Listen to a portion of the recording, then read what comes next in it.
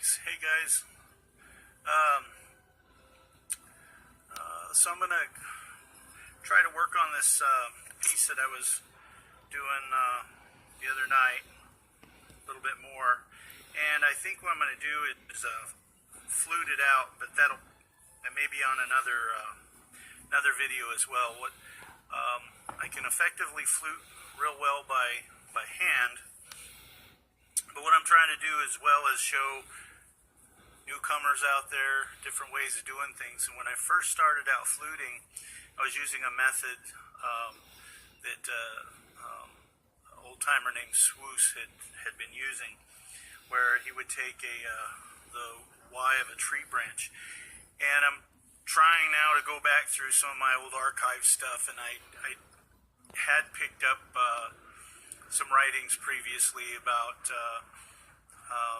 using leverage method, something along that. I don't know if it came out of Canada or where it came out of, but I'll try to find that and cite it. But for right now, I don't know if that's where Swoos got the idea from, but it was very, very effective. I mean, we're talking about fluting Holland style, and I mean all the way long points, base to tip, and so I'm going to get back into doing some of that, but I'm going to also be putting a twist on it, and I just want to clarify, you know, when this comes about, because I always like to give credit where credit's due, cite sources, and not string people along forever trying to, you know, before I divulge where something came from, is that I'm going to kind of combine the Murray Springs, and I'm hopefully going to have this down by back to the fluting. I tested it a little bit last night. I still have some tweaking to do on it.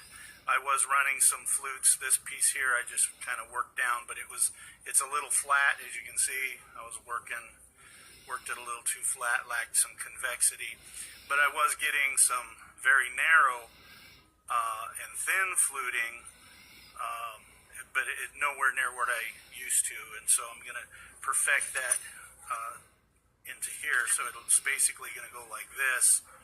The piece will wedge in here, the base will sit on here, you'll apply pressure, and then you just tap the bottom, and then shoo, those flakes just shoot like crazy. So this is a little bit thinner than what Swoos was using and what I was using years ago, but I totally went away from using that method because I wanted to learn freehand swinging and creating my flutes. And so Swoos was talking about his theories and some of what he was doing with the oblique flaking that he was using with pressure running end to end on his clovis pieces, and that he demonstrated that came from discoveries along the Alps, and he gave reference to, not particularly the name of the video, but actually I'm going to try to hunt that down as well for the archaeological information behind it, of showing what of your point that you're fluting is embedded in the piece of stick or branch. And so when you're fluting it, you have as much pressure pushing here as back here, so when the flute runs all the way down here, sometimes the very tip will break. And what's interesting is the impact that he showed of that when that happens gives that clovis rounded kind of that appearance on the end. So I mean, I don't know if you can find his videos anywhere. I've seen something a while back on Lithics Casting Lab. If you can, it would really be well worth it to watch and see Swoos's method. That I was working really lacked. Well, this would be fun. We have a piece right here. It looks like I could. Let's try doing this here real quick. Take a deviation here. So I got this handle that broke from the other day from doing that dagger. So let's go ahead and just expediently, matter of fact, you can use, I'll show you, do this real quick, demonstrating my billet techniques here. So I'll set up the front of this real quick. You can actually do very fine work. I used to do so many arrowheads, pretty much just finishing them up. This one here is a little bit bigger than I usually like, but I'll just expediently set this up to do a flute, because this does have some convexity. The point that I was working last night experimenting with, it was about this long, and so I just kept trying to set the Murray springs up. So you can see some remnants here of where the flutes were running to, but they were too narrow. Same way on this side, you can see they were running here, but they were too thin and too narrow. So it's just a matter of retooling, and hopefully tomorrow I'll be able to, once we work through this point here, a bigger piece, I'll be able to show you that coast-to-coast fluting from beginning to end where the flute stays mostly intact. If anything, maybe it being a catalyst of bringing some things forward. I think that, you know, we need to share everything that we know for the advancement for other people to come into flint knapping, doing contemporary flint knapping, modern flint knapping. You want to do copper, you want to do whatever. My whole thing always in the past has always just been about disclosure, disclosing what you're doing so the consumers, if you're selling, then the consumers can see that there's a difference between somebody doing something one way versus another. But instead we see a lot of it has to do with money, ego, pride, a lot of those same things that are the same things of the past. Let me finish up this tip here just a little bit.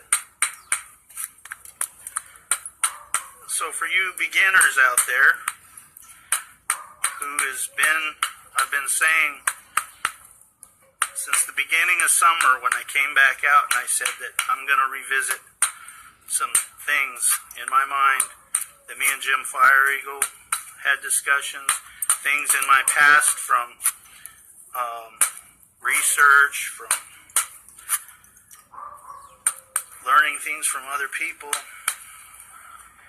and try to find a simple method that people can get into it. And then guess what? From that simple method that will retain, hopefully some of you that are watching, that will retain your interest and not get discouraged, then from there you can start learning to work a big old huge billet if you want to a contemporary flint knapping and develop your skills from there. Okay, so I think this is good enough here. There's my little stone.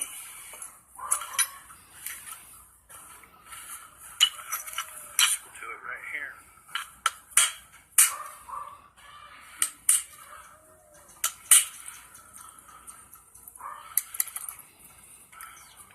I'm telling you, folks, some of you newcomers that are out there, you learn to use this method. You may just not even pick up billets. You may just very well go with this, because the more I work with it, the more I get accustomed to it. You know, it just works good.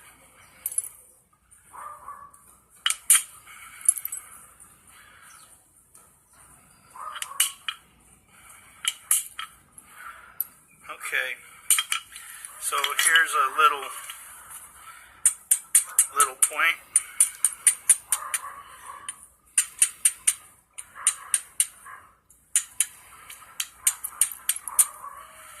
See if we can get this to flute back here. I do want to run my channels on each end here. That when you're setting up your flute, you want to try to run on the underside of it a couple little guide channels on each side. It just kind of helps to, you can do it without this setup. But, okay, so I'm going to take this here.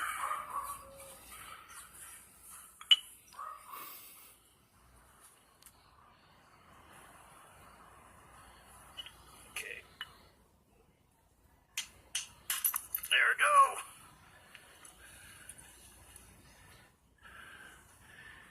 And what you just witnessed was coast to coast